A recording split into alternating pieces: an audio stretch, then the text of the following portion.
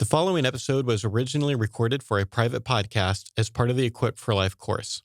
It has been edited for public release, but may reference training material from the Equipped for Life course. So Josh had an interesting observation the other day as we were having a brainstorming session about different ideas, which was that when Rachel gets really excited and really enthusiastic and like energetic, happens a lot. Josh, you said that Rachel reminds you of a Disney character. Yep.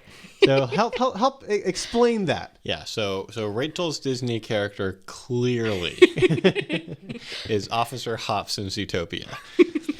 Like, bouncing around, really animated, talks really fast, and like has so much going on in her mind at once. Because there's just like this moment where it's just like, okay, and we're gonna do this, and then like this idea which leads to this idea, and by the way, at some point later, I'm gonna be talking about this thing, but that we're not gonna talk about it right now. And that's just something that I was just like, I'm gonna do that in the future. But then idea D, and it's just like, whoa, it's just like holy. So yeah, Officer Hops in Zootopia. That's so Rachel. Not only do they call me out on this, but then as I'm pacing around the office talking very fast, Josh starts making bunny ears behind me. Not bunny ears, like a bunny gesture. Bunny gesture. I had like bunny ears on top of my other fist and like bouncing around. But not for you to see, just for Tim. but I ratted you out. True, which is not cool. But this is like, because Tim was a little more skeptical, and so I just kind of waited. I haven't seen Zootopia very, very thoroughly. Like I was multitasking when I watched it. You should watch it more carefully. But yeah, once Rachel got on another one of these trains, it's kind of like bouncy. And I think it's a great thing. I love that energy in the office. It's a good thing. Not mocking, but you totally have a Disney character. And then they're laughing at me, and I'm like, "Are you laughing at me?" Yes, but it's a good thing. Just copped to it. So, Rachel, do you think that there's a different Disney character that better personifies you? Would you like to object with an alternative hypothesis? There are many facets to my personality. And I think Officer Hops represents the excited intellectual end, or like the new green Rachel, who's like so excited to develop material. I think she's a great representation, but there are definitely other parts of my personality which aren't well represented. I'm trying to think of a Disney character that would go for that, but. More like Mrs. Potts or something from like Beauty and the Beast. The motherly, like taking care of Chip, singing Tales Old as Time or something.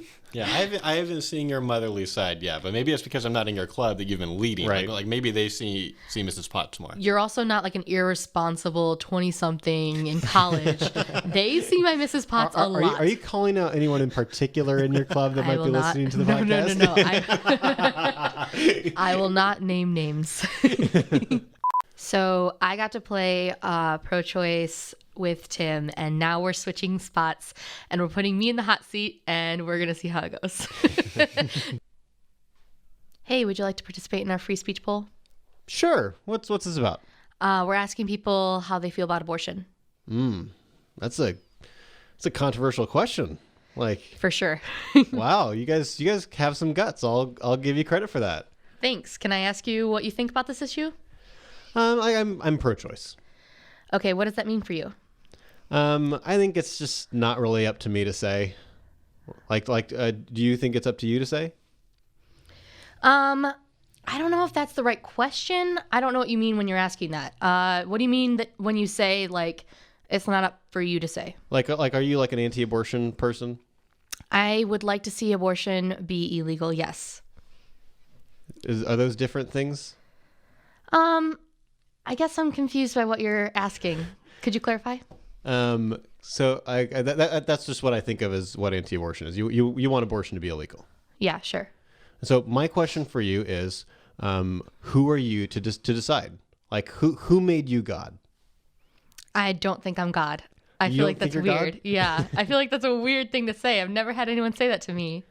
Do you think that like are you afraid of like big government, or are you like you don't like people telling other people what they can and can't do or something? Like all of the above. Where are you coming from? Okay. Like it's not up to you to try to like take away my weed. It's not up to you to try to take away abortions, it's like no one came down from on high and appointed you to be the queen of the universe and tell everyone what they can do.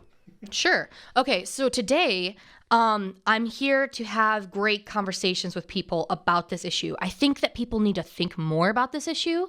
Absolutely. And so that's what I'm trying to accomplish right here. But I think that if we think more about this issue and we talk with people who disagree with us, we're going to come closer and closer to discovering the truth. Would you agree with that, or you think that that's not helpful? Oh, I'm not like against what like you wanting to have conversations. I'm just like, I think your view is wrong. Cool. Okay, so let's talk about that. Let's forget the like legality for a second. Let's talk about whether or not we like if we agree about abortion being legal, moral or immoral. Like if it's right or wrong. So for you personally, do you think abortion is a moral thing or immoral? I think it's like amoral. Okay, so like does that mean like neutral? Yeah, like it's not like a particularly moral thing. Like getting your tooth pulled is not a moral thing or an immoral thing. It's just kind of a thing. Okay. So are there actions which are right or wrong? Like let's say sexual assault. Yeah, that's wrong. Absolutely. Okay, because that's not amoral. I'm not saying everything is amoral. Sure. I'm saying abortion's amoral. Okay. What about like late-term abortion? Do you think like all abortions are amoral, or would you say like a late-term, like third trimester abortion is wrong? Oh, that's awkward. So if I say yes, late-term abortion is wrong, is immoral, then like that means that then you can start one more. What about one day before that? What about one day before that in me? And I don't really want to let you do that. Totally promise. I'm going to be nice. I'm not going to be like annoying like that. I think that would be really annoying. I'm not trying to trap you. I'm just trying to see what you think. Okay. So like really? Sure. Really. I promise. Okay. My moral intuition is that late-term abortion is immoral. Okay. It hurts. Yeah, me it really seems like that. It makes you feel really uncomfortable. Yeah, but like seems wrong to me. Okay, so I have this fetal development chart right here. I'm a really visual person. I do well like looking at pictures. It helps me think. So looking at this chart here, looking at everywhere from like a zygote all the way for a human to develop to a 2-year-old. Where would you draw the line if you had to? And again, I'm not trying to trap you. I'm just trying to like be more clear. So like if I can change my answer later. Like totally. I'm not like locked in. Totally. I won't tease you. Okay. I think I want to say 20 weeks is okay, and if I'm going to be honest, it's a little uncomfortable to say 20 weeks is okay looking at that picture. Yeah, I think it definitely kind of looks like a baby to me. I mean, even the earlier ones kind of look more like a baby, but I think 20 weeks definitely does. I'm probably gonna say I think it's immoral after 20 weeks, and I think that's a good like range to guess at, but I don't know. Okay. I'm not a doctor. That's fair. I think it's really hard to just pick a line. I ask a lot of people this question, and they don't really know where they stand oftentimes. So you're not weird for saying that. It's fine. So to be fair, where do you draw the line? Sure. So I do think you're wrong. I think that from the moment of conception, right here with the zygote, we have a human person. And that human person is morally equivalent. Now, this is really weird. I think that even that zygote is morally equivalent to the 2-year-old picture. Like that, those two entities are morally the same. No. Sure. So let's talk about that. I think it's really clear we disagree on that, and I think we should explore it. Sure. So, it seems like you're drawing a convenient line here, okay, where you think that if something just has the potential to be a life, then like good, and then we have to protect it. but like conveniently, you draw the line at conception and not at sperm cells and egg cells and things. Like, what's up with that? Totally. So, I see where you're coming from. I don't feel like it's convenient. I actually feel like to be consistent, I have to say that. And here's why. I'm a big human rights person, okay? And I believe that people are equal. Like, human rights should be equal, especially when it comes to something like the right to life. But what about, isn't a sperm cell a Sure. human? I'm totally getting there. Okay. I do think it's human, but I don't think it's a human person. It's not whole. But I'll get there. So I believe in human rights, and I want to like use clear cases to move from determining who gets an equal right to life and who doesn't, all the way to like the tougher cases that are kind of unclear, like this one we have with abortion. So I want to see, like, do you agree with equal human rights for like adults? Yeah, I'm an equality guy. Okay, so I'm glad that we agree about that clear case of human adults. Let's talk about like the difference between like biological human life and something more complex like philosophical human life. Okay. So the reason I think that the sperm is not a person and the zygote is a person is because it's not whole. So when I like shake my hair and like all my hair cells are like drop into the ground, I'm not freaking out thinking, oh my gosh, all of these like single-celled organisms are being put to death or something crazy like that. But the zygote is different because it's whole and complete. And we know it's like biologically human because its parents are human. It has human DNA. And we know it's living because it's growing and developing from within that uterus. And it's whole because it has a complete set of DNA, and it's not like the sperm isn't whole. It's not going to like turn into a human without something major happening, like conception. What do you think about that? I don't think I've ever heard like a like fair response like that before. I think I don't know how to argue with you like that. Maybe like for the sake of conversation, Sure. I'll say that you can draw the line there. Okay, so like biological. So do we agree biological human life starts at like the zygote stage and not like a sperm? Like there's a big difference For the sake of biologically conversation, there? Cool. For the sake of conversation, we agree. Yeah, and I wouldn't expect you to come up with like some sort of counter to that because it's not disputed scientifically by like experts. So I'm not a doctor like you said earlier. I'm guessing you weren't either. No. But when I don't know a whole lot about science, I go to like, what are the experts saying? And people who study embryology really closely are all in agreement about that biology thing. Like biological human life starts conception. Any medical textbook, any embryology textbook is going to say that. I actually have a huge list of information if you want to look it up later. But for the sake of argument, we're going to agree on that, right? That's Okay. fair. All Cool. right. Cool. Okay. You're ready for that point. Sure. I mean, I think it's an important thing to clarify though, because we don't really hear a whole lot about the specifics, and I don't think you're like stupid or anything for wanting to make that distinction. I think it's helpful. I'm starting to feel like I'm coming into a fight underprepared in comparison to you. Like you're clearly very ready to argue your view, but I still think you're wrong, and I still Sure. think that I can take you. So, okay, I totally don't see this like a fight. I see this like I just want to talk with people who disagree with me, and I'm like really open-minded to changing my mind. I'm not like coming into this trying to like see where I can get you or something. Really? Really, I promise. Let's you know what? Let's go sit down and talk because like the sun's like totally in our eyes right now, and let's just go and chill for a second. All right. So we can get through this a little bit more. Do you think you're open-minded about all things, or are you just trying to be open-minded about this one and you're trying to figure this one out? I think that the truth is really important, and I want to believe true things. And so to be open to believing true things, I have to be open about like everything. But I really want to talk about abortion right now. That's why I'm out here. That's fair. Is that cool? Yeah, sure. Okay, cool. So let's go back to what I was talking about when we are talking about human adults being equal. Mm-hmm. I think if we're going to do that, if we're going to make a claim that human adults have an equal right to life, then we need to come up with like a criteria for who fits in that like protection circle or something. And unfortunately, I think looking at history, people have tried to use criteria that was awful.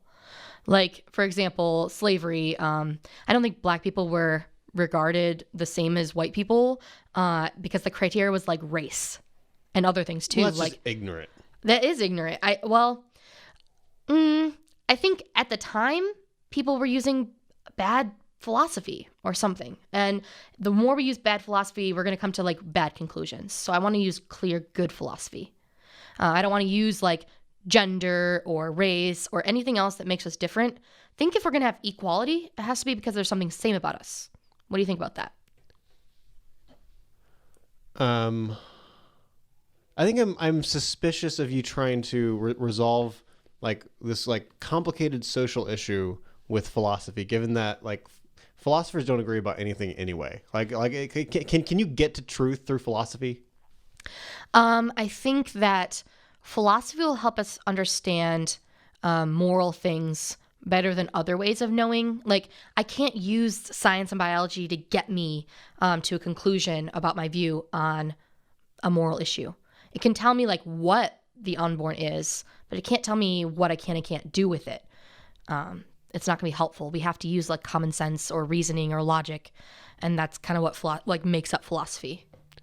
Okay, that's fair. So let's ignore what all the crazy philosophers who think they're like really pretentious think. Let's like you and I, like if we were in charge of morality. We're in charge of morality? Like let's like pretend for a second. Like where do we agree and disagree? And like can we come to an agreement about what is right and wrong? Like let's just pretend for the sake of our conversation so that we're not being pretentious and we've got to figure this out then. Yeah, I think so. like I need to change your mind because like you're wrong. I think that's totally fair. I think if I am wrong, you should try to change my mind. All right. So give me your best shot. Sure. So I want to use criteria for human equality. And I don't want to use a lot of the things I hear people saying because it's like the race or gender thing. It's going to exclude too many people, like human adult people, either females or African Americans or another group. I want to include all the people we can like see right now on this campus, you know? I'm inclusive. Yeah. Okay. I am too for people. So let's use a criteria that's something we share equally. It has to be like a yes or a no thing. It can't be something on a spectrum because then some people would have more rights and less rights than other people. So like intelligence, right? So if we're using intelligence on this campus, some people are like on a roll, like real, like clever people. And then some people like are really struggling and thinking about dropping out because the classes are so hard. So if we used intelligence as our criteria to like enter or exit this like equality bubble, then the people who like we're gonna have like different levels. It's gonna be a spectrum. It can't be like a yes, this is the criteria, intelligence. No, I want it to be an on or off thing. I don't. So, I think with something like intelligence, you could just say like you got to have like 120 IQ, and then you're in, and that's the deciding point. Like, Sure. What's wrong with that? So like I think that's wrong because we agreed that everyone that's human adults is equal, and so for me, we're kicking out stupid people, and we're letting in maybe like let's say, an animal had a really, really, really high IQ, like a hyperly intelligent squirrel. Should the squirrel get in and then stupid people get kicked out? I feel like I'm in a Venus flytrap that's slowly closing on me. You seem like really suspicious, like I'm trying to like trap you or something. I promise I'm not. I promised that at the beginning. Okay, so let's like work together. I'm working with you. Remember, like we're trying to find that right or wrong agreement. Okay, so probably not intelligence. All right, fine. Okay, keep going. Sure. So, some people would say maybe like feeling pain. You know. Mm-hmm. I think squirrels can feel pain. I don't think we should be like torturing squirrels or anything. So like the ability to feel pain at all. It could exclude someone who like has some, there's like that weird disease where like people can't feel pain or like some people, even if they've been like given a bunch of painkillers or something, it'd be weird like to use pain as the criteria because animals can feel pain. I feel like it includes too many people or too many things that aren't people. Okay. So I want you to put some things out there if you can. I want to figure it out, like what's important to you. If we were going to make like equality criteria. I think self-awareness is important. Okay. I think like that like when I think about the kind of thing that makes us different than animals, like I think self-awareness is the most natural thing that comes to mind. Like we know who we are. We can think about ourselves, and at least most animals can't do that. Yeah, I agree. I think that most animals can't do that, and that would help us exclude the animals and just keep human adults in there. But I also think that would be problematic because I can think of some humans who aren't self-aware that I would want in that equality bubble, like newborn infants. I think that newborn infants should have an equal right to life as you and I, and using something like self-awareness would kick them out. So it's too exclusive or something. I don't know the right word for it, but it's not the right criteria for me. So it seems like there's going to be a potential problem with anything. So where does that leave us? I'll propose an idea. I think there's something like humanness that everyone we can see right now has an equal amount of. Like there's not like degrees of humanity. We're all equally human. And so I'm going to make the argument that the criteria should be humanness. It excludes all the animals I'm concerned about getting in. and gives you fetuses. Yeah. Well, it does. But I don't think that I'm coming up with that because I want to include fetuses. I think that I'm trying to use this clear case to understand how I think about equality. And then it will help me figure out the really tough cases, like an intelligent animal, a dolphin or something, and something that's ambiguous, like the unborn fetus. Well, so I'm not going to win this. All right, I'll let's assume that you're right, that fetuses are equal. I have to be missing something because I can't be equal. We could both be missing something, and if we are, I want to find out what that is.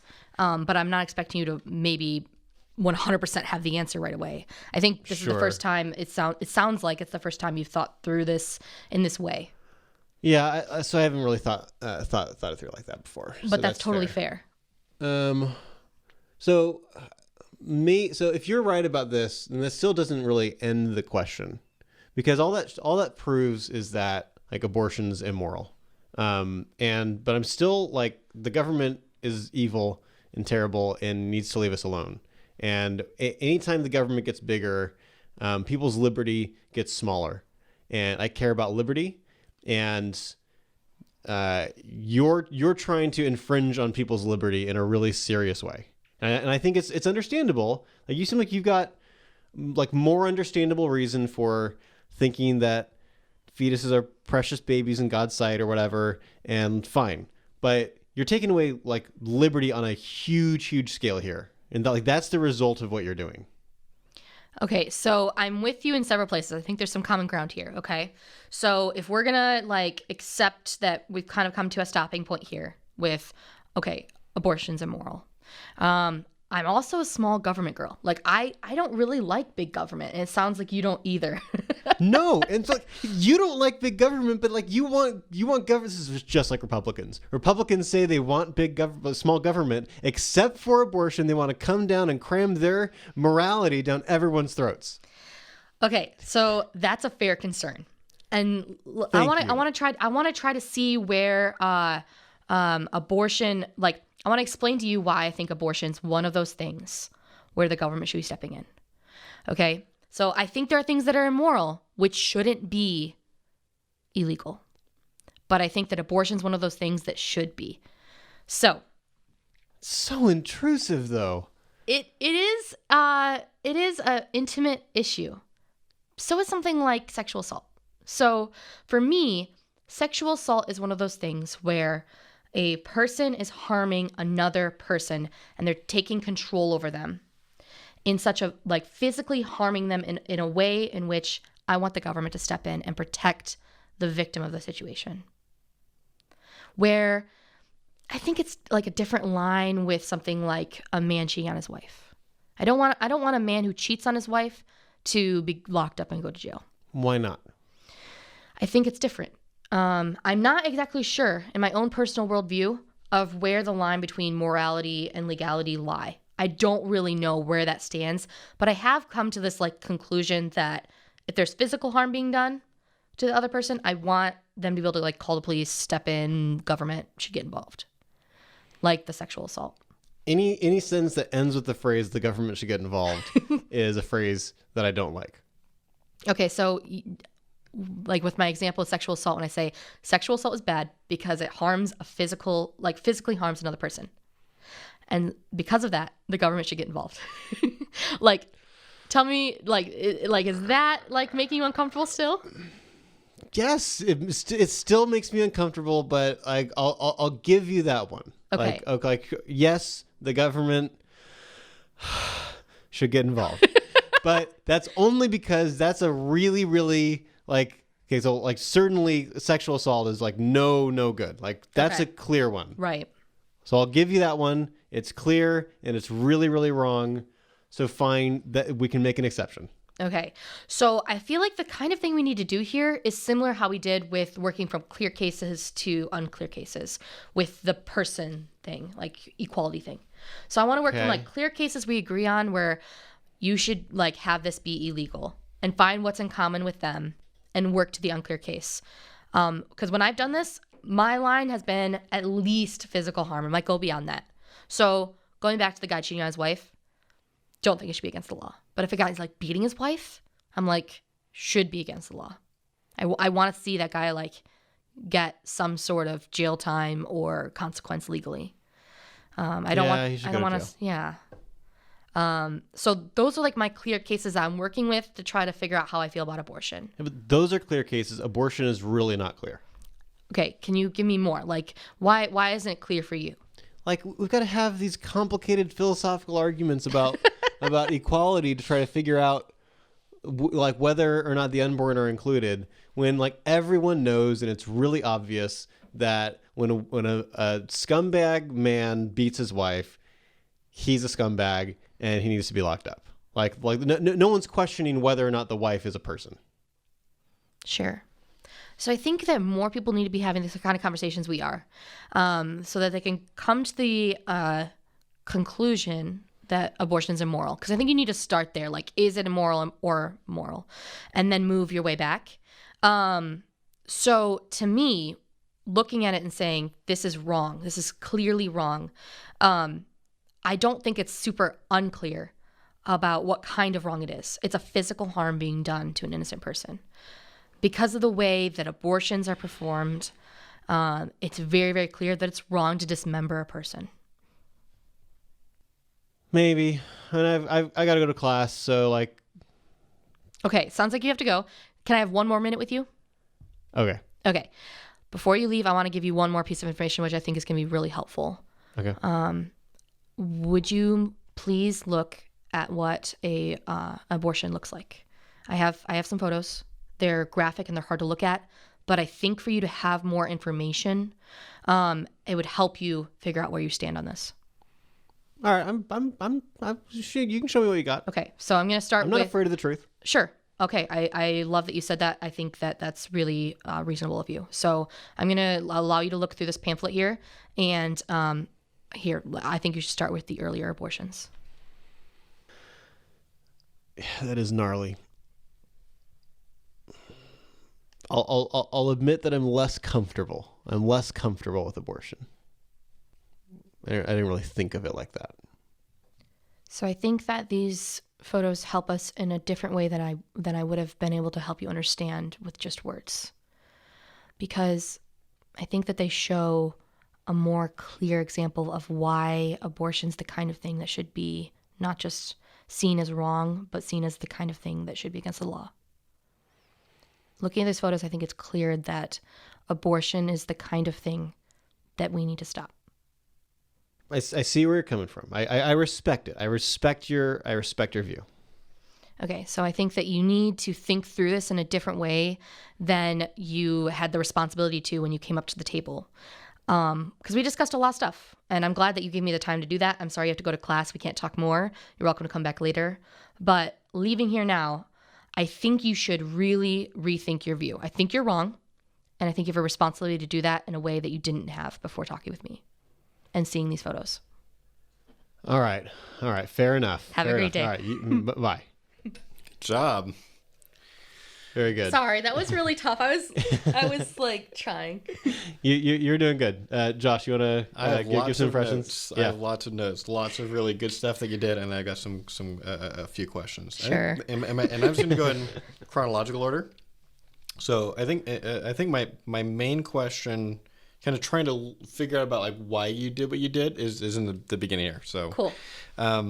Towards the beginning, Tim kind of talked about being like, he had this concern about things being made illegal, big government stuff like that. Sure. And you made a decision to, before kind of going towards like, well, it seems like certain things like sexual assault should be illegal. Like you had like this kind of mini conversation about morality first. Mm-hmm. And I'm just interested in learning more about that and kind of what was going on for you. What was it you were trying to accomplish there? Sure. So I think that when I was talking with Tim's character, he had a lot of like suspicion that I was going to jump down his throat or something. Mm-hmm. And I thought that the discussion about his worldview would help build a little bit of rapport before jumping into the tougher things I wanted to push him on. It also helped to give me more information about where he was coming from with his worldview. I like to start with worldview and work my way in rather than having to back up and go, 15 minutes in the conversation, I think this person's like a moral relativist to the extreme or something. And so I thought that it felt like the right thing to do for me. I made the judgment call there. Interesting. Let's see. I really liked where when you opened up the brochure to the field development page, like you had a transition to that I've never used, but it's really interesting. You said, "I'm a visual person. It'd be really helpful for me. Like helps me to think visually. If you kind of help me out, figure out like." I just thought that was really good. I use that a lot. It helps me transition to bringing out the brochure because I think, well, one, I don't ask for permission to show them the fetal development chart. Neither do I. Me neither. But because I don't ask for permission, I feel like it could be a little weird for me to be talking with them and all of a sudden here like a brochure pops out of my back pocket. I think it could catch him off guard and he's already suspicious that I was like, he said some things like, you've thought through this isn't a fair fight or something. Yep. So I feel like me bringing more information in and explaining why I'm doing that is helpful. I think that's great. I agree with you. I don't think it's that bad because I think what happens is there's like this momentary moment of like, oh, he had this like thing ready, but I think like that goes away pretty quick because then they're distracted by trying to figure out where they're going to draw the line or whatever you're doing. But I still think this is better than any ways that I've brought the brochure out before. Yeah, I think it was good. Let me ask you about a phrase that you use that I've I don't feel real strongly, I don't think, against this, but I think I have a little bit of pushback against this phrase. It's a phrase that a lot of pro-life people use. Oh, great. Which is moment of conception. Yes, I cringed at when I said that. You made yourself cringe? Yes. Okay, so you tell me why you tend not to use the phrase moment of conception. I think it sounds religious. Mm-hmm. I also think that there are better ways to say it. Usually I don't say that. Usually I say at this stage here at the zygote or like in this picture here at the zygote or something like, I think the zygote, I say that, or the embryo. I don't usually say from the moment of conception. Until natural death. Right. Although I think that's not untrue, I don't think it's helpful.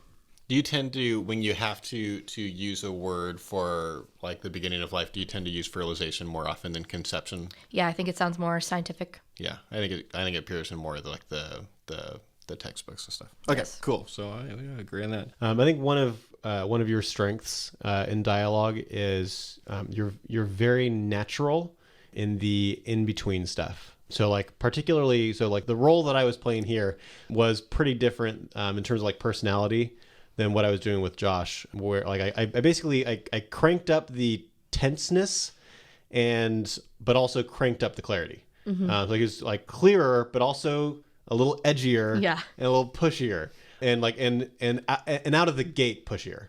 And I think the way that you manage that in a conversation, statements like really like I'm trying to be open-minded, go where truth leads. You smile a lot, and like the listener can't hear your smile in general. But Look like your car speakers, right? Like that kind of thing. I think you're very natural in the conversation side of things.